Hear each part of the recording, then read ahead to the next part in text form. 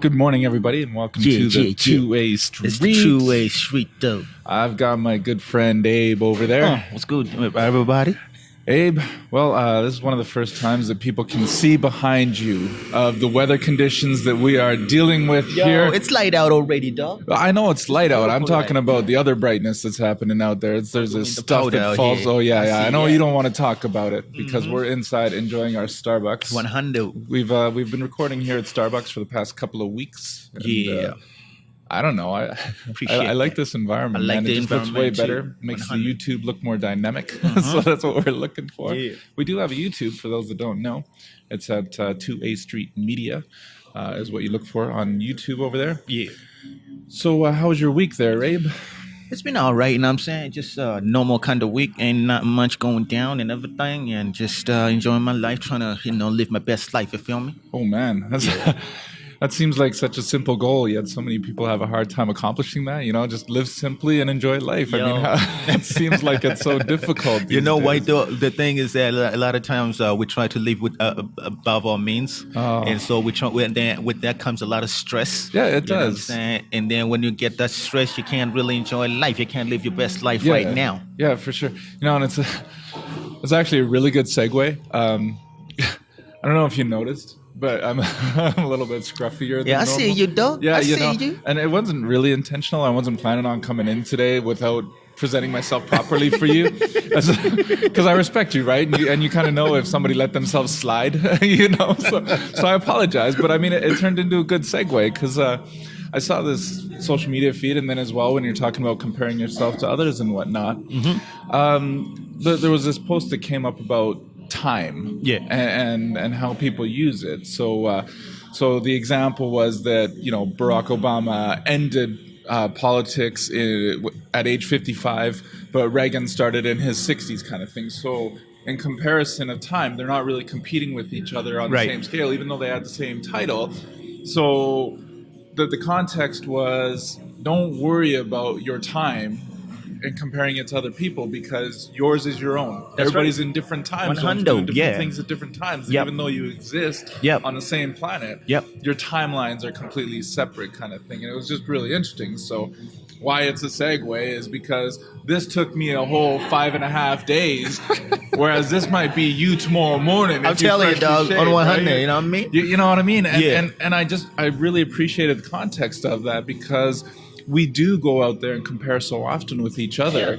And who are we fighting against? Who are we racing against? And all that kind of stuff. And I just want your take on, when you use your time in a day, I'm not convinced that your 8 hours is the same as my 8 hours in regards to what we accomplished, what we're trying to do. Physically, our bodies probably experience different time. They say that dogs take, 7 years of age for every human year of age.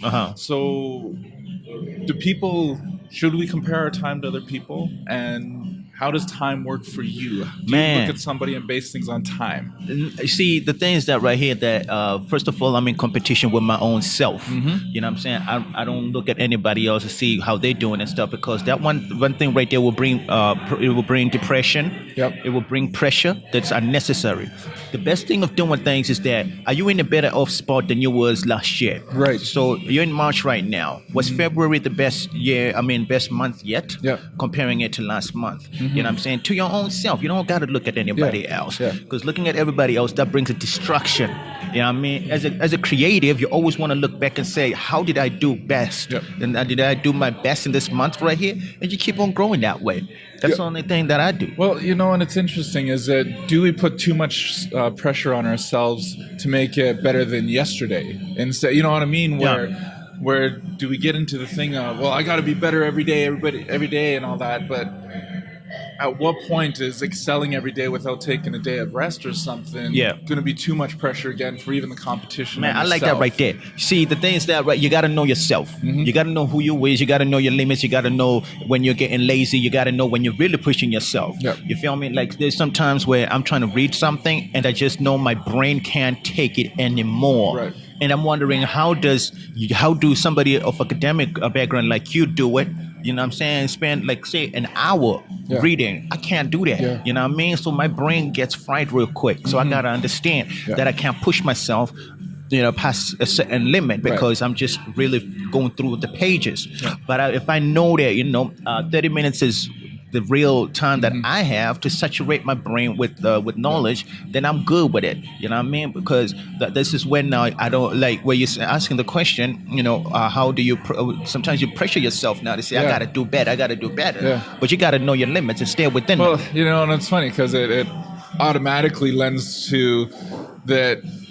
If what you're doing is actually making you worse by burning yourself out, then you've already answered your question: is are you better than yesterday? No, because I read too much, which doesn't make sense. But all right, I read too much, and now I'm not better because I've now fried my brain to be able to be high functioning for the next thing that I'm going to be doing. Absolutely, man, time is tough because we don't know tomorrow if today was our last day together. Right. And that's a scary thought. And that's why we're always fighting with time, yet competing with ourselves and everybody else.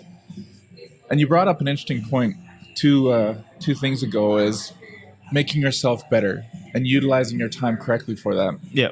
And I wasn't intending on bringing it into this conversation, but what's your reference for being a better person tomorrow than today? Where do you get your reference material from to say, I'm a better person because this is how I follow. This is the instruction book that I've been given. That's how I know that I'm a better person. Is how I treat the fellow people that I got around me. Right. The time that I use, if I put value on my time, say for example, a dollar value on my time, then I'm going to be careful on how much time I spend on certain things. You know what I mean? For example, if I'm traveling and if it's cheaper, if it might be a little bit expensive for me to get into that first class, but then if I'm gonna put a value amount on that to say, at least when I get to where I'm going, I'm gonna be well rested. You know what I mean? And I can get on my grind. Then I'm gonna do that. You feel me? But then if I'm just one of them kids that are just like, I'm just getting there. It don't matter. I'm just still gonna get there. You get there, you're tired. You can't really present the stuff that you're gonna do and stuff. You know what I'm saying? So if you put a dollar amount, or if you put if you really value your time and see that you are putting in action, you're putting in work, you'll always find that you're a better person. Well, and that's the thing is that I really like actually how you tied it in there and using an airplane ticket or whatnot as the example.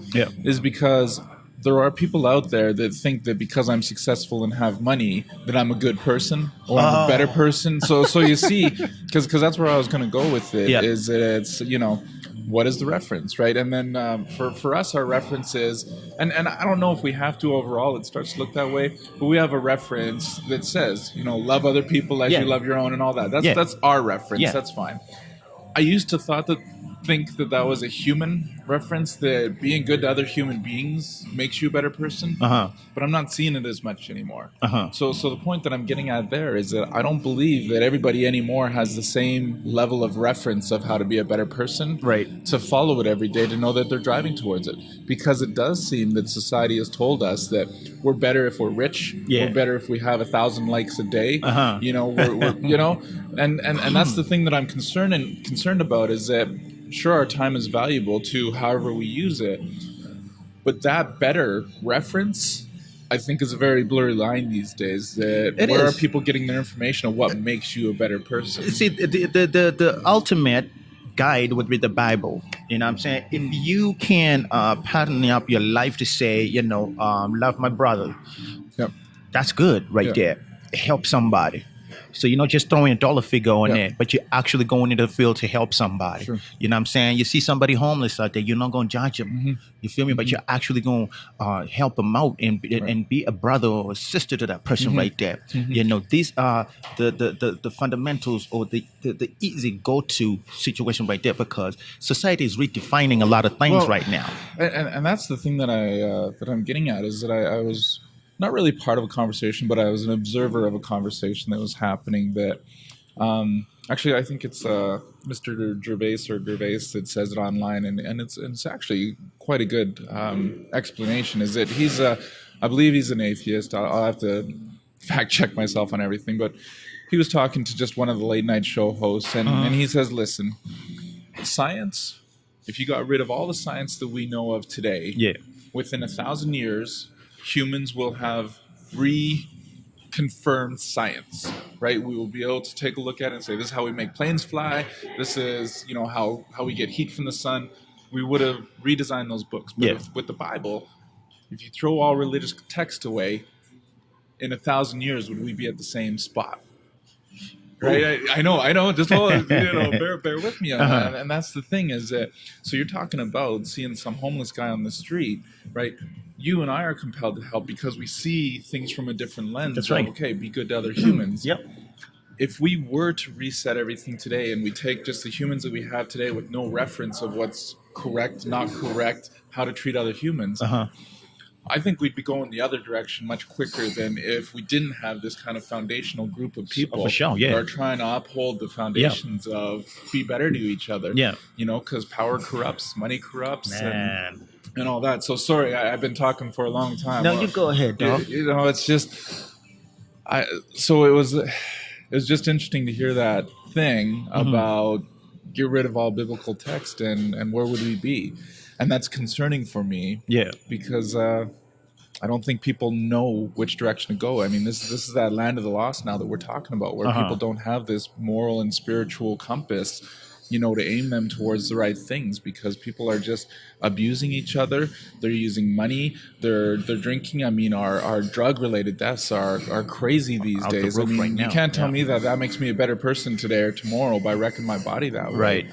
So I'm really concerned about the state of how people are using their time and what reference point they're using as being better people. See, like we all we are called to be the light. You know what I'm saying? And in being the light, you are showing a different way of living, a different way of believing, a different way of talking, a lot of different things. You know what I mean? So with that being said, when we see how society is going and we can confirm that, these things right here, they're not helping society in any way. This is where we got to come in and be active in our communities. Excuse me. Be active in our communities, because if we're not active, then the opposite is going to win. Yep. You know what I mean? The negative is going to win, and then we're just sitting back here and thinking that, oh man, yeah, I have the truth, or I believe in the truth and stuff, and we just click with the people that believe in what we believe, and we're supposed to go out there and be the light. And you might just reach to one person, and the next person is reaching to 1 million. It don't matter, you know what I mean? Because you're doing what you do to help out the community. And that was the thing that. I've been really struggling with that thought of getting rid of all the text of what it, the blueprint of what it means to be a good human. And I'm still convinced that out of a group of 10 people, that if they just went in there blind, so I'm thinking desolate tribes or something like that, in places that are untouched by religion and faith as we know it, there's always going to be at least one or two people that are always looking out for others. Yeah. You know what I mean? I mean, just it's ingrained in us that we don't necessarily need the book to sit there and say, hey, be good to each other. Right. And that's the thing is, I mean, you watch it on Survivor and all those other reality TV shows that somebody's always just a good person. Yeah. It doesn't matter what their background is. I mean, I know some really good people that are doing the right things for society and bettering themselves. That are not faith followers at all. Right, right. So... with that right there, using the example of Survivor, is that you always find the good people, and then the bad people are plentier than the good people. Yeah. And then the bad people they tend to corrupt the good people. Yeah. You know what I'm saying? And then it just turned up under the guise of it's just a game. You know what I'm saying? But then at the end of the day, there is a good in all of us, but then when we are around corrupt people, it can be easy to get corrupted because you're not feeding on the positivity. This is why we got to surround ourselves with people that are better than us, people that think greater than us, you know what I mean? Because then we can just morph into that, but if we surround ourselves with negativity, it's easy. Like, look at that Survivor now. They're there for 39 days or whatever? Yeah, I don't even know. And that's enough time to get corrupted. Yeah. It's enough time because you don't have no resources out here to feed you to think different. And yet Jesus was tempted for 40 days and still didn't give up. Now I want to check that to see how long Survivor is. 39 days, just long enough to not be Jesus. That'd be a good reference, man. What hundo, you know what I mean? No, but you're right. Is that your environment determines on who you are and who you become, and there has to be that reference. So in that context, the biggest problem that we run into as faith followers is that there are some people that understand what we're trying to do for society and be better people. Yeah. And then it kind of gets to the extreme, though, is that I don't need this fairy tale God, though, to tell me how to be a good person. Do you think there's a balance? And I don't mean it this way, because what some people will hear me say is there Jesus without God? Right? Because Jesus is our poster boy for what it means to be a good person to those around, right? But it's hard to convince people to follow Jesus without bringing in the God, divine creator thing, right? And so a lot of people get turned off of what it means to be a good example without thinking that they have to continue to follow along to the God thing as well. Do you think there's a balance that we can find with people to say, listen, I don't need you to yet worry about God and the whole divine creation and all that, but just take a look at the Beatitudes even from the Sermon on the Mount and model your life after that. Be meek, be humble. Is there a way? There is a way, because what's the difference between Deepak Chopra writing a book, you know what I'm saying, about whatever stuff he's writing, and then somebody says this is a fairy tale God or something like this, you know what I mean? And what's the difference there? The difference, if you say that, all right, this is a fairy tale, just give it a try, read it, you know what I mean? Just like I would read a Deepak Chopra book, you know what I'm saying, and take some stuff from it. I'm like, well, okay, So just for those who may or may not know, when you're talking about Deepak, does he or does he not subscribe to the Holy Bible? I have no idea. Yeah, me neither. but I see what you're talking about, right? Because it's a reference point. It's exactly. Humanity, yeah. So if you as a human are looking at Deepak, or you're looking at Oprah, or you're looking at somebody who wrote a book that they're talking about the 10 steps or whatever. Tony Robbins and all those guys. Exactly. Yeah. So then if I'm looking at a Bible or a book that I'm saying, man, this is good. I'm learning to love my brother. I'm learning to forgive. I'm learning to let go. Because those are lessons those guys teach. That's right. Yeah. You know what I mean? So then why I can't read that, even though it's an ancient book, so as to speak, you know what I mean? I could get a lot from that if my mind was open. I love this, man, because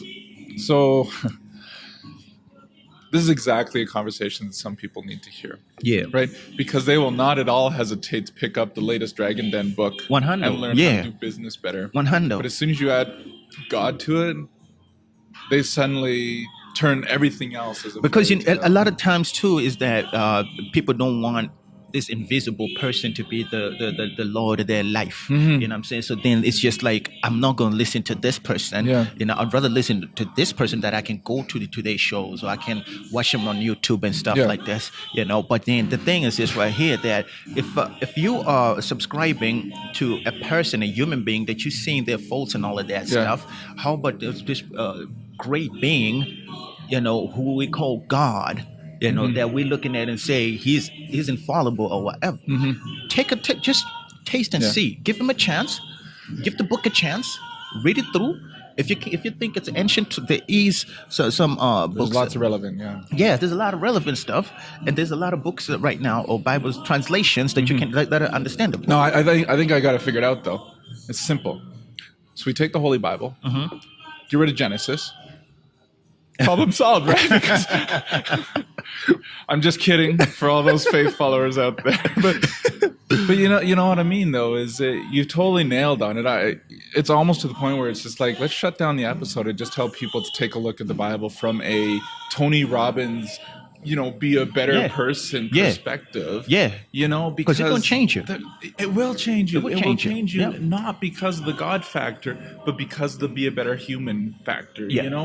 And it's so frustrating to see that they want to dismiss everything else within because they choose not to be open-minded about this other. And the other thing too is a blame on Christians, because they have brought out this perfect that you have to do this, stop this, stop that, and then in the background they doing the same thing. You feel me? So then somebody grew up in the church, or they grew up as a pastor's kid, and the pastor's preaching, love your wife and stuff like this, and then go back home and disrespecting their mother. You know what I'm saying? So then you grow up, you're like, nah, you're a liar. You feel me? And so it's about being vulnerable now to say, yo, listen, man, I ain't there. I'm trying to do the things the Bible's saying. Yeah. You know what I mean? But I ain't there yet. Yeah. You feel me? And it ain't gonna stop me from speaking the truth. Yeah. Even though I know that I'm not there yet. You know, I think we should actually, once we get enough time, I actually posted on our Facebook page an apology that we hadn't had a chance to update that lately because we've just been so busy doing stuff. Yeah. And so when we get back around to fact checking and doing things, I would actually like to create a reference of this is what Tony Robbins says. This is what the Bible says. And I bet they're really similar. Yeah. And then back to your point about, Christians and we uphold these things and all the time and there's all these demands and things that we have to uphold.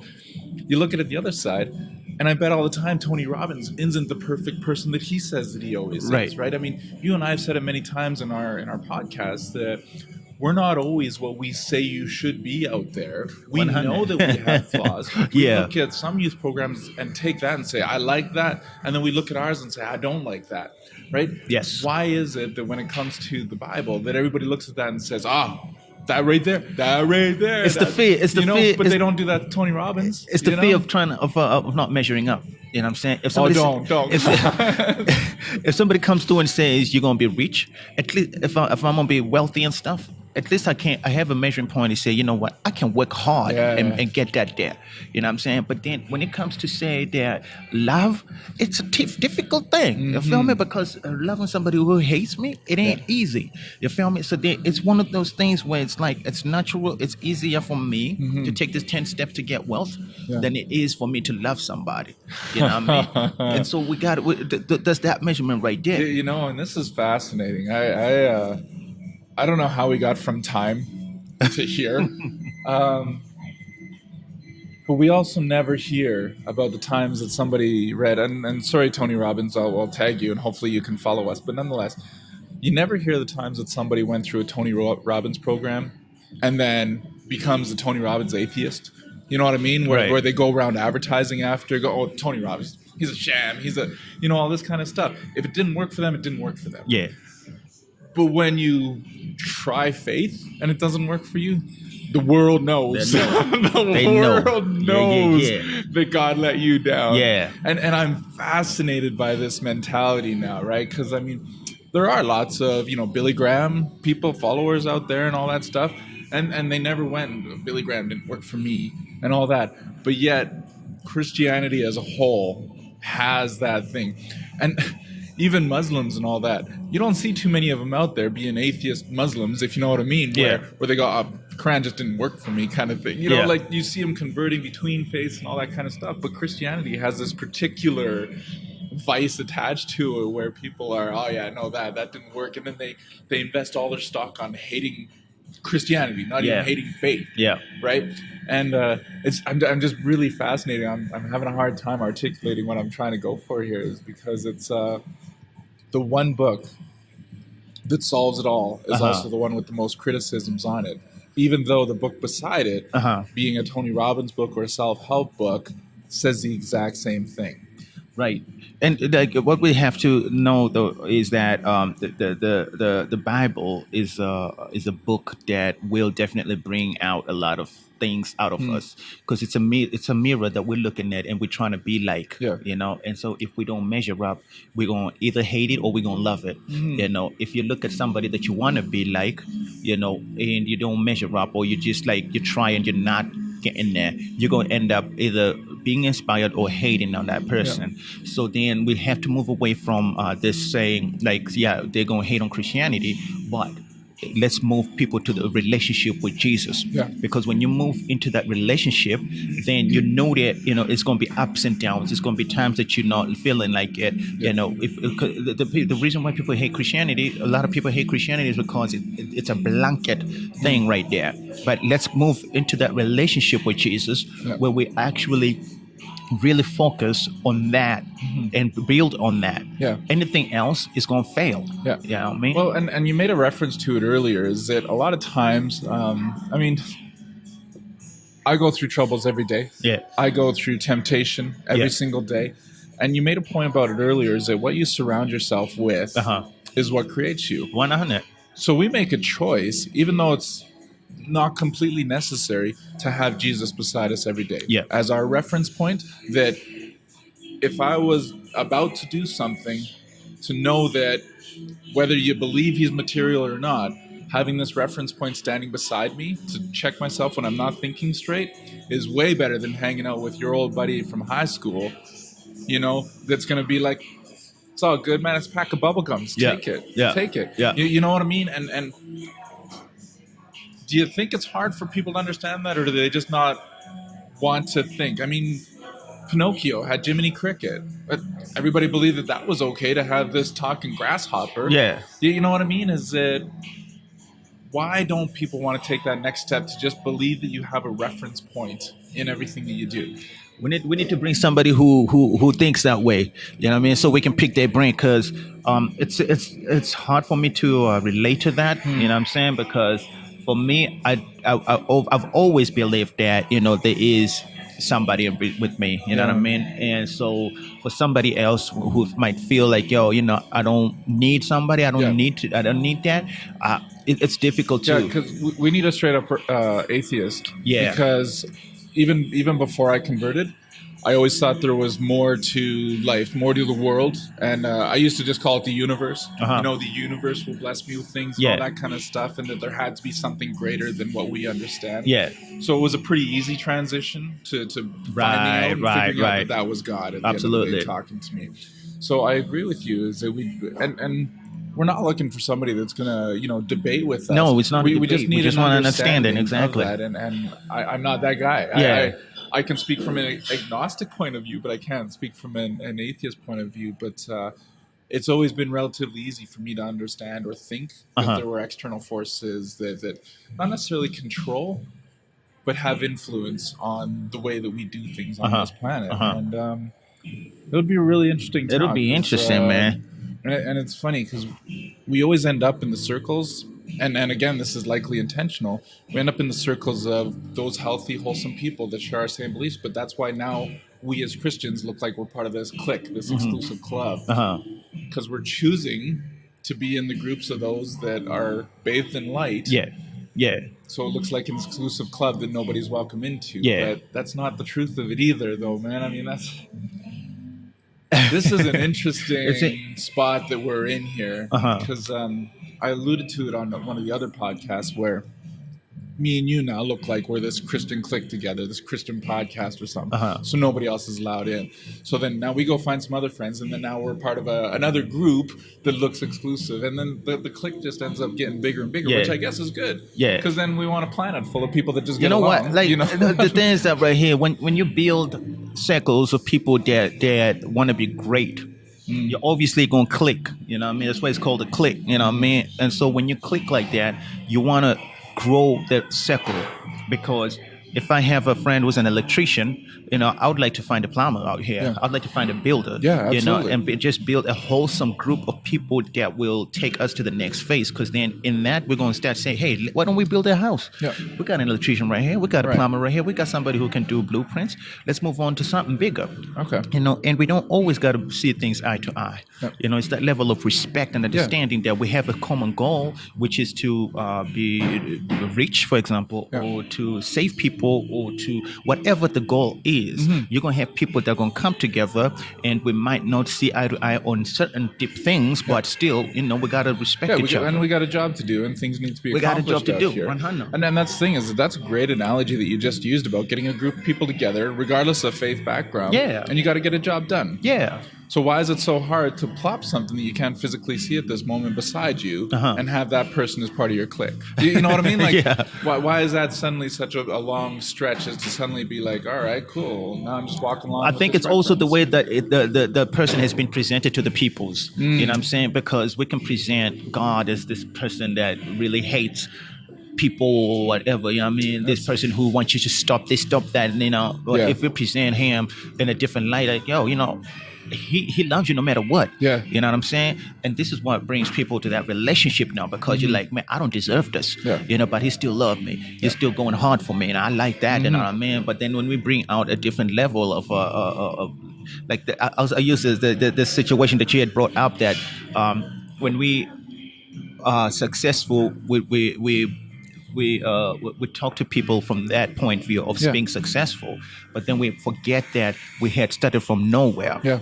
So then we have to come down to nowhere Mm-hmm. and understand that, oh man, how would I have felt if somebody had come to me and told me stop right. this, stop that? It was hard. Yeah. You know what I mean? But then when I knew that, I don't want to hurt somebody's feeling, then it's going to automatically help me out to say, Yeah. I got to stop this. Yeah. Not because I'm being forced to stop it, but because I want to stop it, because I don't want to hurt this person. Yeah. You know what I mean? Yeah, it's one of the thoughts that just popped in there is when we're walking down the street, I'd love to say most, but some, you see a homeless guy, you offer him even a hello. Yeah. Let's not even get into a dollar or a sandwich. Yeah. That homeless person is going to appreciate and respect that and take that as a lesson of, hey, there are good people out in this world and all that. And some people, when they're down, are also okay with taking some kind of handout, whatever it is, when somebody comes along to help out. So these days we're surrounded in snow, you get your truck stuck, you have to call for help. Yeah. So if a human comes to show up and helps you out, you appreciate it. Yeah. But when Jesus shows up to help you, you reject it. And I'm still having a hard time understanding the perspective here on how something that can completely benefit you in more ways than you can understand is so easily rejectable compared to humans just doing human stuff for human, Because when it comes to God, you're like, I did it. You know what I mean? Because then what reference point do I have if I'm an unbeliever to say God did it? For you and me, it's easy to say, yeah, it was God. You know what I mean? But if a person comes, I'm like, yeah, it was Aaron who helped me. Yeah. But then if it's somebody who I don't see, it's me who did it. You feel me? So then there's the difference right there now, where it's like, if you don't train or teach people, then always going to be like, I did that. You know what I mean? I couldn't figure how to work out that math problem. I did that. But if it's somebody who comes through and helps me, they did that. Yeah, but that's the thing, right? Is that people have a real hard time giving credit to others. Yeah. And unless the facts are absolutely true, right? And I've caught myself sometimes doing this. So I work with a guy, and we get things done. And I don't mean that from a bragging thing. It's just that we get things done. When he completes something, we did it. When I complete something, I did it. So, and you made me realize this just now, is because we don't always give credit where credit is due. 100, yeah. Right? And I don't do that intentionally. As far as I know, I don't do it intentionally. Like, it's not a conscious decision. Uh-huh. I've lately been better at saying we for everything, but I'm not very good at giving an individual that praise. Let me tell you something. For people who've been in power, it's difficult for them to give credit to somebody who is under them, who's working for them. So you hear somebody say, they work for me, for example. When you don't even own the company, yet you're telling somebody that they work for me. Yeah, because you're just the guy that's in control 100 or whatever. I don't work for you. Direction. Yeah. You know what I'm saying? You couldn't afford to pay me. We're just co-workers out here in the streets. Yeah. You know what I'm saying? They say you go into somebody's street and they say, oh, whose time is it that you're doing these things from? Yeah.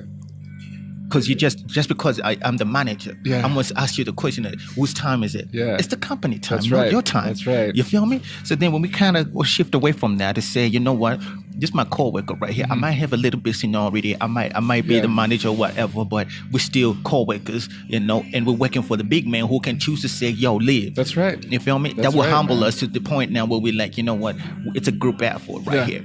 No, man, you're getting all Michael Jackson on me, and I'm doing a man in the mirror right now. I'm just... And I'm going to apologize openly to my coworker, because I have been getting better, but I definitely know when, even just my initial thought process is what needs to change. It's not whether or not I think of that and then change what I say in order to accommodate and look more.